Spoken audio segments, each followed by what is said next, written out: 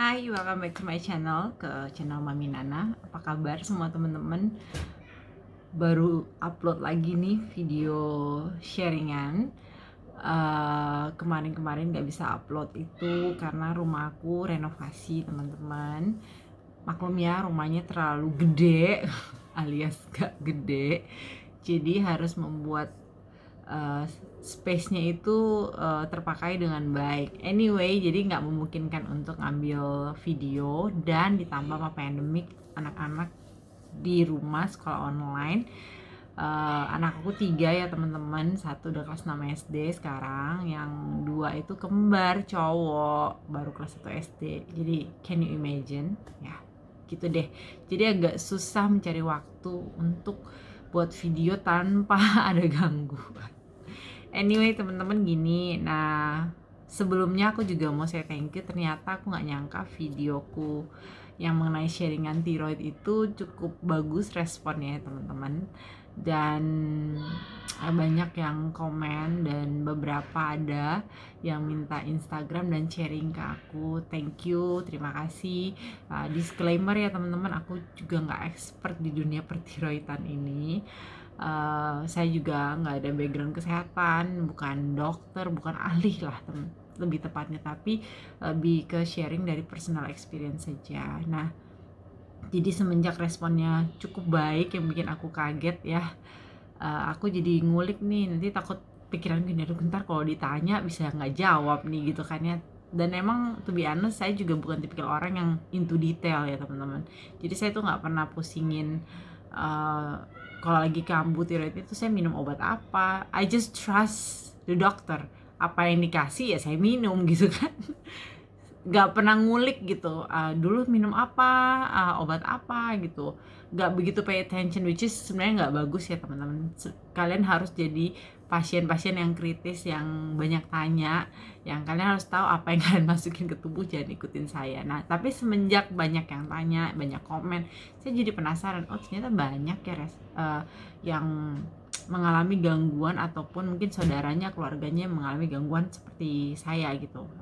Dan akhirnya saya nyari-nyari juga tuh di informasi di Instagram, di Google gitu. Nah ternyata di Instagram sendiri tuh ada komunitasnya teman-teman, namanya Pita Tosca. Nah, disclaimer lagi ya teman-teman, selain saya bukan orang kesehatan, saya juga nggak berbicara atas nama Pita Tosca. Tapi kalau kalian ingin masuk dalam suatu komunitas dan merasakan, dan ataupun bisa sharing hal-hal yang kalian alami dan rasakan, bergabunglah di Pita Tosca. Mungkin dengan punya komunitas kan kita jadi lebih tidak stressful. Oh ternyata ada loh orang-orang yang mengalami kondisi-kondisi seperti yang kita alami gitu.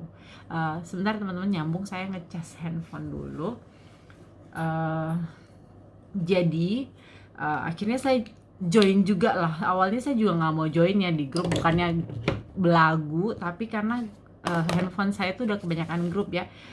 Grup sekolahan, grup saya kan freelance makeup artist teman-teman, jadi ada grup kerjaan, grup keluarga ya, pasti tahu lah, paham ya teman-teman ya, teman-temannya juga pasti banyak. Nah tadinya saya juga nggak mau join gitu, pikir saya udahlah, saya juga orangnya nggak stressful, tapi kayaknya saya harus ikut bertanggung jawab atas video yang saya post gitu kan. Ngulik lebih lanjut, walaupun tidak detail banget teman-teman, apa sih concern, apa sih istilahnya ya, apa sih yang dipikirkan atau yang di-concern lah ya oleh penderita tiroid. Karena ternyata setelah saya join gitu kan, walaupun saya tahu bahwa tiroid itu nggak hanya hiper dan hipo, ternyata ada namanya subklinis. Ada juga yang adanya munculnya hipo, dan hiper itu diakibatkan karena autoimun. Ada juga nodul, ada juga kanker tiroid gitu. Ternyata banyak teman-teman, atau ada beberapa teman-teman yang sudah mengalami pengangkatan tiroid gitu kan. Jadi setelah saya pikir-pikir, wow, banyak gitu kan.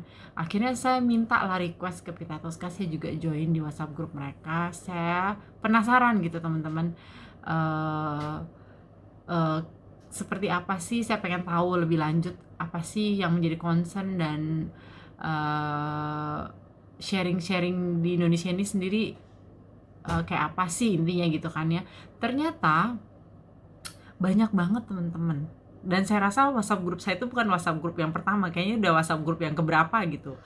Dan ternyata banyak ya teman-teman ya, masih bersyukur buat teman-teman yang berada di kota besar yang untuk melakukan pengecekan tiroid itu cukup mudah tempatnya. Dan bagi teman-teman yang juga tidak mengalami financial problem, yang maksudnya istilahnya money is not a problem, jadi kalian itu bisa cek kapan aja, karena kan seperti yang saya mention, yang saya bilang di video saya sebelumnya itu, cek labnya lumayan mahal ya teman-teman, hampir 1 juta, karena kan kalian harus ngecek 3. Kalau saya sih yang penderita hipotiroid ataupun hipertiroid, saya tuh ngeceknya 3 SH, T3 sama T4 itu sendiri. 3 itu kan hampir 1 juta ya teman-teman, atau mungkin sekarang udah 1 juta.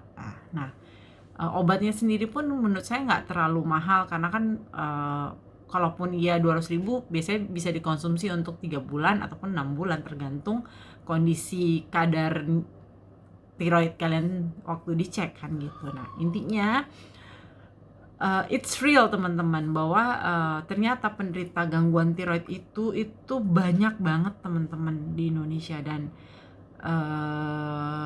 masih awam di kita. Dan concern saya itu adalah ternyata gangguan-gangguan emosional itu real teman-teman. Dulu saya sempat berpikir gini, mertua saya itu kan penderita hipertiroid ya teman-teman, dan dia kalau kambuh gitu kan, kalau tiroid dia kambuh, nodul dia tuh bengkak sampai dia kayak ngeblocking jalur napas, dan dia bisa langsung langsung pingsan.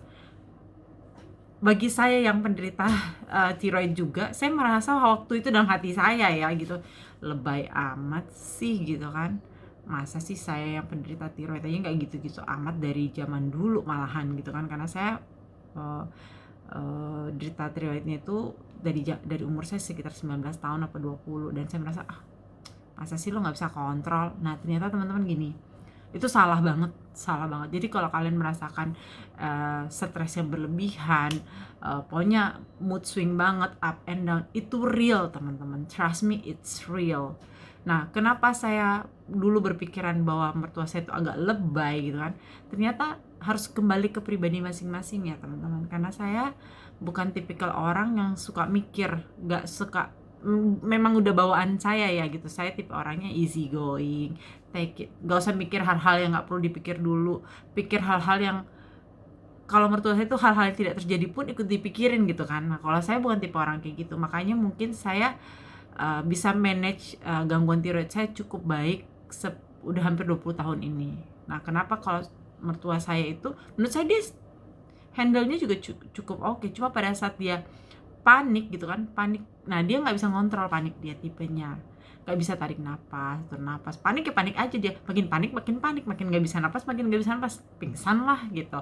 Nah kita harus kembali ke orangnya. Nah kenapa gangguan emosional ini erat banget kaitannya kalau kita punya gangguan tiroid, karena kan yang terganggu adalah hormonnya gitu kan, bikin kita lemas, bikin kita susah berpikir, apalagi kalau hipotiroid itu kan makin susah fokus, makin jadi pelupa gitu kan, jadi kayak kesel diri sama diri sendiri, makin gampang capek gitu kan.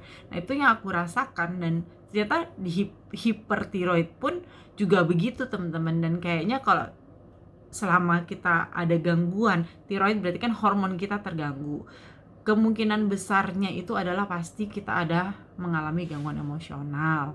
Nah buat teman-teman mungkin yang seperti saya gayanya yang lebih easy going, nggak banyak tahu dipikir, lebih pasrah, ya sudah jalani aja. Nah, tapi buat orang-orang tertentu yang tidak bisa se-easy going saya, akan jadi masalah sih teman-teman, menurutku ya.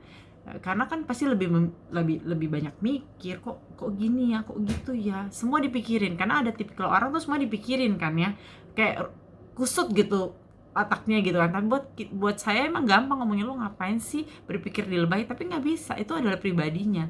Cuman tetap saran saya kurangi stres itu menurut saya wajib gitu. Caranya kalian yang tahu, apa sih hal-hal yang bisa mengurangi tingkat stres kalian atau tingkat jelimet otak kalian, tuh kan kalian yang tahu. Kalau baik kita lagi bete, lagi suntuk, kan kalian tahu gimana sih ngilangin suntuknya, gimana sih ngilangin bete-nya, kan kalian yang tahu. Ada tipe orang kalau kesel atau banyak masalah dia pergi ke pantai, dia diem atau menjauh. Ada yang harus keluarin dulu amarahnya, curhat gitu kan, baru lega, atau dialihkan ke kayak cari hobi baru gitu kan, ada juga. Nah, intinya kalian yang harus tahu, kenali diri kalian sendiri, hal-hal apa sih membuat kalian tuh kan mengurangi tingkat kesetresan kalian. Karena kalau dengan kalian terus pikirin stres sendiri, akan makin terganggu kan emosinya. Gangguan hormonal, gangguan emosi akan tetap ada teman-teman, nggak bisa kita hindari. Kalau kita lagi ada gangguan hormon tiroid itu akan tetap ada, tapi caranya supaya cepet cepet cepet sembuh selain konsumsi obat pasti ya dari dokter, kan kita harus manage kita pribadi kita kalau menurut saya. Nah, tapi apa, kalau ada orang-orang sekitar kalian yang bilang lu lebay, nggak usah didengerin teman-teman, karena gangguan hormon dan gangguan emosional yang kita alami sebagai pejuang tiroid ini tuh real teman-teman, real banget. Dulu saya juga nggak terlalu pusing ya, mungkin waktu apalagi masih muda, terus mana saya orangnya juga masa bodoh gitu kan ya, nggak terlalu saya pikirin. Nah ternyata tidak sama yang saya alami. Udah hampir 20 tahun nih ya teman-teman berkutat dengan tiroid. Saya selalu cek rutin, sebisa mungkin saya cek rutin. Nah kemarin agak telat karena kan pandemik, jadi saya agak setahun molor lah ya. Nah dalam kurun waktu pandemi ini udah 2 tahun nih teman-teman, saya akhirnya cek lagi nih sebulan lalu. Sebenarnya saya cek itu karena saya ke dokter itu karena saya lagi ada gangguan asam lambung, karena saya memang punya keluhan lambung ya teman-teman dari zaman saya SMP. Efek dari saya kena tipes, lambung saya terganggu sampai sekarang. Mana saya juga orangnya suka banget minum kopi, jadi bukan perpaduan yang bagus banget ya kopi sama asam lambung gitu kan. Sebulan ini saya ngedrop teman-teman, lebih tepatnya 1 bulan 1 minggu ke belakang nih saya akhirnya cek ke dokter, ke internis, karena asam lambung saya itu dengan saya minum obat maja itu nggak sembuh. Biasanya saya minum obat maja sembuh, ternyata ini nggak sembuh-sembuh, udah hampir 1 papat. Udah nggak bener nih. Saya ke dokter, saya ceritain, dok kok asam lambung saya kayak gini ya, dulu juga sempat kambuh juga. Jadi akhir-akhir ini mungkin karena bertambah usia dan capek ya teman-teman, kayaknya asam lambung saya cepet kumat, lebih sering kumat sekarang dibanding dulu. Itu bener-bener yang kumat itu bener-bener nggak nyaman ya teman-teman, sampai di titik dimana saya mau minum air putih aja nggak enak, mulut saya pahit, semua makanan gak ada yang enak. Cuman saya tahu kalau saya nggak makan tambah sakit. Nah saya tipe orangnya memang tidak suka sakit berlama-lama, dan saya percaya semua juga nggak ada yang suka sakit lama-lama ya teman-teman. Jadi saya tuh ngelawan teman-teman, saya nggak suka sakit terus diem-diem tambah lemes. Jadi saya tuh tipenya kalau sakit memang dari dulu makan. Jadi ada orang-orang kayak kakak saya, mama saya tuh kalau sakit tuh sampai nggak bisa makan, sampai lemes, nggak bisa bangun. Kalau saya bukan tipe kayak gitu, saya lebih kayak papa saya, kalau saya sakit saya harus makan supaya cepet sembuh gitu. Nah tapi karena doyan makan gitu kan, asam lambung ini kan jadi bikin semuanya nggak nyaman gitu. Jadi intinya saya ke dokter internis, saya cerita, terus saya juga cerita, dok kayaknya saya juga mau cek tiroid saya, kayaknya udah 6 bulan lebih saya nggak cek. Oh gitu. Terus dia lihat, karena saya emang selalu ke dokter yang sama, saya ke dokter Siloam di Kebun Jeruk, dokter Hardianto kalau nggak salah ya. Tidak ada alasan apapun saya memilih dokter Hardianto, karena dulu waktu saya berobat saya cuma mintanya itu dulu dokter yang available siapa gitu, dapatlah dokter Hardianto dan saya selalu ke dia akhirnya, karena kan punya history ya di sana. Nah dia cek, oh penderita tiroid ya, udah cek sekalian ya. Iya dok, memang mau cek. Jadi saya cek secara keseluruhan ya, kolesterol saya cek lah, cek lab semuanya, gula darah apa aja saya cek. Pikir saya kan udah almost 40, kayaknya memang harus lebih sering melakukan cek untuk tahu lah badan kita ini seperti apa ya. Karena saya merasa dulu asam lambung saya nggak pernah sampai mengganggu, dan sekarang sangat mengganggu. Udah 1 bulan minum obat nggak sembuh-sembuh ya, minum obat sendiri di rumah ya teman-teman. Jadi akhirnya saya cek, keluar hasilnya beneran teman-teman, hipotiroid saya kambuh. Harusnya kan batas ambang tiroid itu 4 ya kalau nggak salah ya, TSH-nya ya, saya itu 200. Ya pantesan aja saya langsung, pantesan aja saya jadinya kayak sudah asam lambung terus ditambah tiroid, jadi kayak tambah memperparah keadaan gitu kan. Pantesan aja saya kayak jam 9 malam tuh ngantuk banget gitu, kayak digebukin, kayak habis kerja nguli gitu kan. lemas banget, nggak bisa ngapa-ngapain, capeknya minta ampun, terus pelupa, baru naruh handphone di mana ya, handphone baru naruh itu di mana ya gitu kan, pelupa banget. Jadi ya udah akhirnya saya, oh ya udah, saya tipe orangnya kan nggak yang panikan ya gitu teman-teman, ya udah minum obat.